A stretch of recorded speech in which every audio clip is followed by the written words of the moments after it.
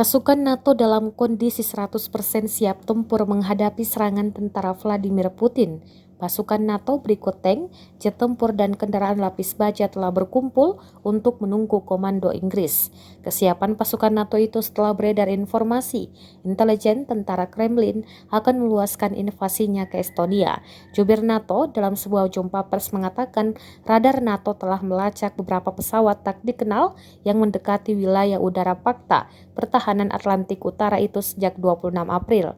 Jet tempur NATO yang ditempatkan di sekitar wilayah Baltik dan Laut Hitam mencegat jet Rusia. Insiden itu terjadi di dekat wilayah udara negara-negara NATO. Dilansir dari Anadolu Agensi pada Kamis 28 April 2022, pihak NATO menyebutkan bahwa dalam seminggu terakhir, insiden seperti itu sudah beberapa kali terjadi.